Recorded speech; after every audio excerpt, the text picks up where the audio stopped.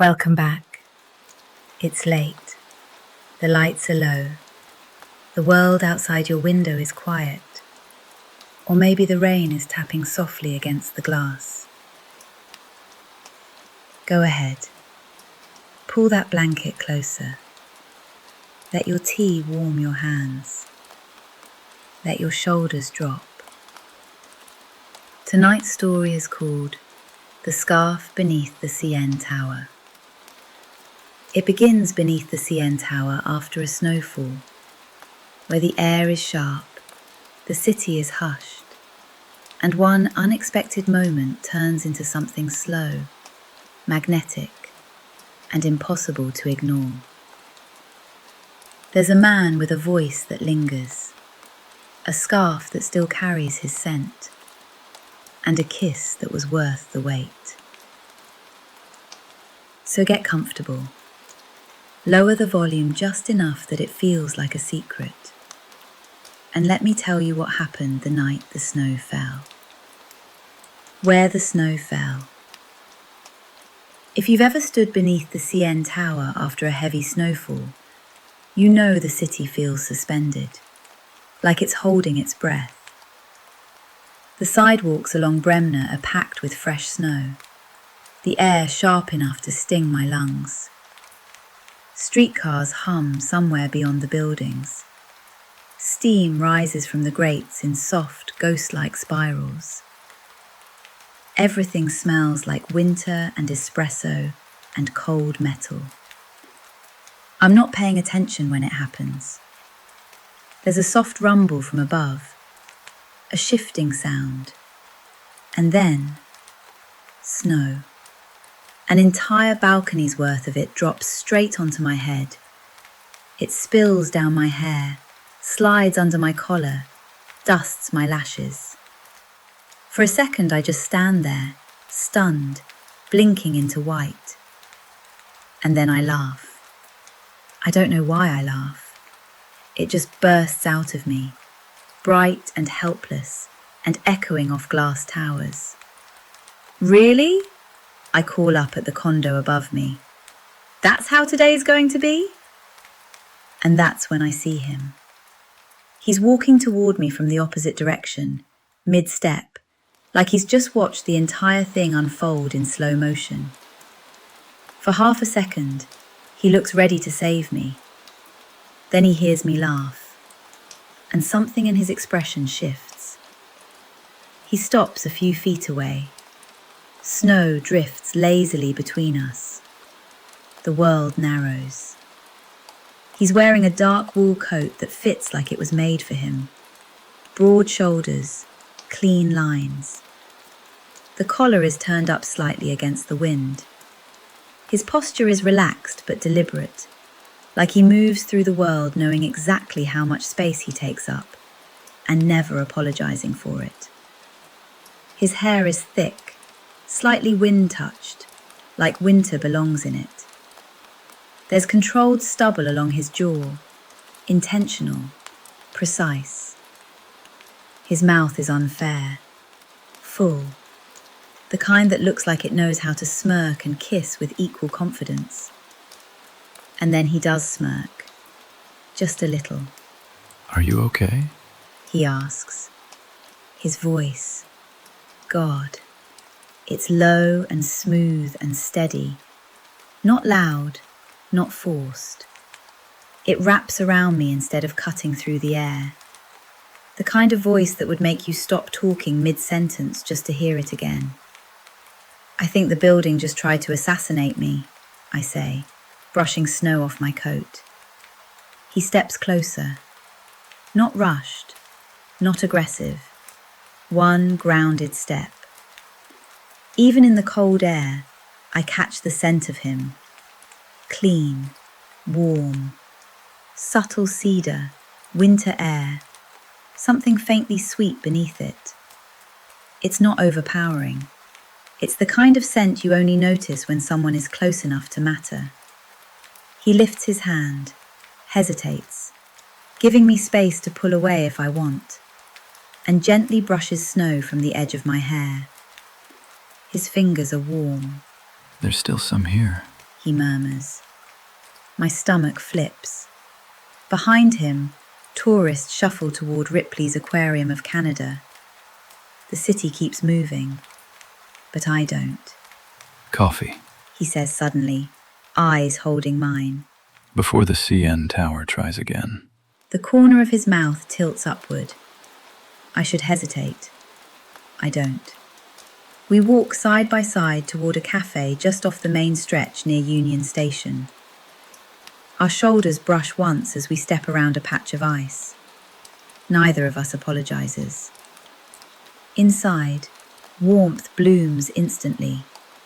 My fingers tingle as circulation returns. He orders black coffee.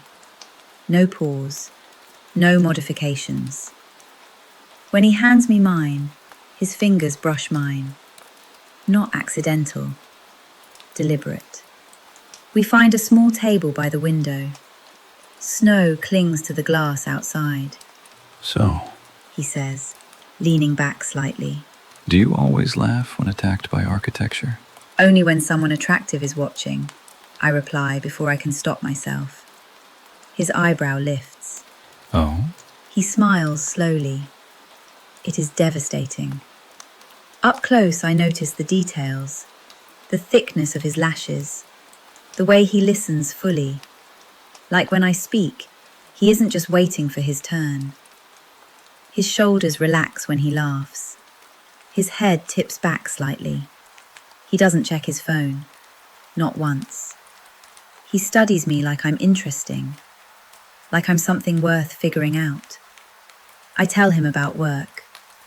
He tells me about a project he's juggling. When I joke about almost dying under a balcony, he says, "That would have been tragic. I hadn't met you yet." It's delivered lightly, but his eyes hold mine a second too long. When I shiver faintly, he notices.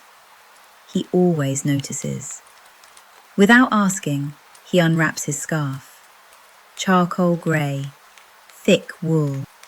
He stands, walks around the table, and wraps it around me himself. Slowly, his knuckles graze the sides of my neck. The wool settles against my collarbone. I inhale, and suddenly I'm surrounded by that warm cedar scent. There. He says quietly. Better. I forget how to speak. We leave together an hour later. Outside, the cold feels different, less hostile. At the intersection, we pause. Can I see you again? He asks. There's no performance in it, just certainty. Yes. The next evening, we meet along harbourfront. The wind coming off Lake Ontario bites harder than expected.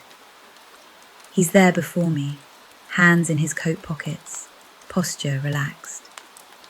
When he sees me, his expression shifts, something soft, almost relieved. We walk without rushing. Ice cracks faintly along the lake's edge. He asks about my childhood. I ask about his family.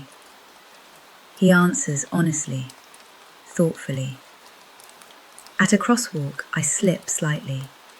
His hand catches my waist instantly. Steady, warm. He doesn't let go right away. You good? He asks quietly. Yes, I breathe, though my pulse is racing. He keeps his hand at the small of my back as we cross. Not possessive, protective. And I realize I like that he moves like this. Decisive, controlled, aware. Over the next weeks, we build something slowly. We take a streetcar down Queen Street West one Saturday afternoon, knees brushing as the car rattles forward. We wander through bookstores, debating novels. He teases me about my taste in romance. I tease him about pretending not to like it.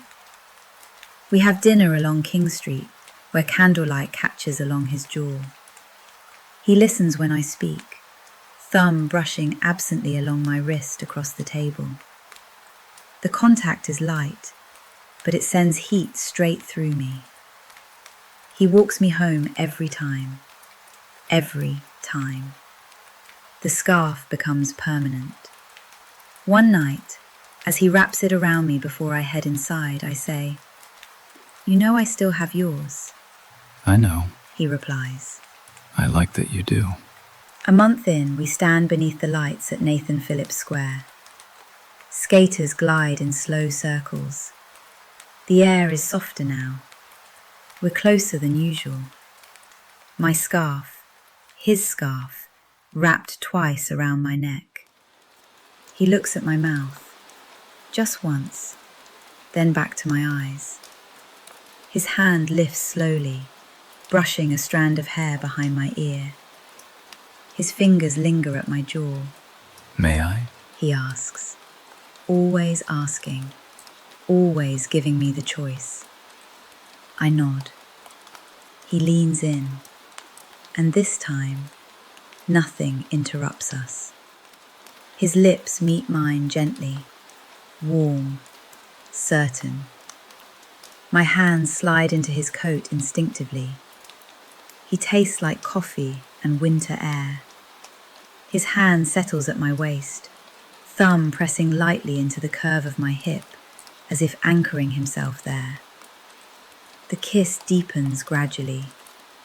No rush, no desperation, just intention.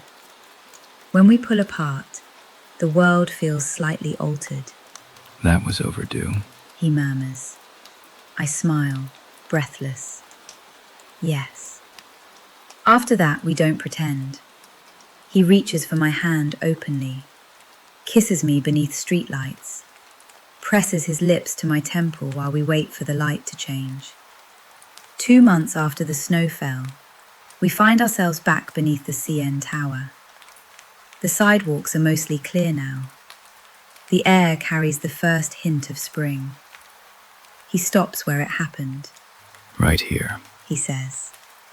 Right here, I echo. He reaches up and gently unwinds the scarf from around my neck. His fingers move slowly, reverently. For the record, He says, eyes steady on mine. I've been yours since this moment. My heart stutters. You didn't even know me. He smiles softly. I didn't need to. He leans down and kisses me again, deeper this time, slower, like he's savoring something he has no intention of losing. And as the city moves around us, no longer suspended, no longer holding its breath, I realize neither am I. Because love didn't arrive with fireworks.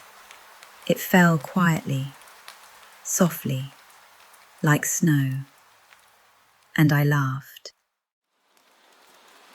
As the city lights shimmer against the melting snow, and the CN Tower glows softly above, remember that sometimes love doesn't announce itself. Sometimes it falls quietly. It brushes your hair, warms your hands, lingers in a scarf, and leaves you breathless with a kiss you didn't see coming. The night the snow fell changed everything. And maybe, just maybe, it can change you too. Snowflake.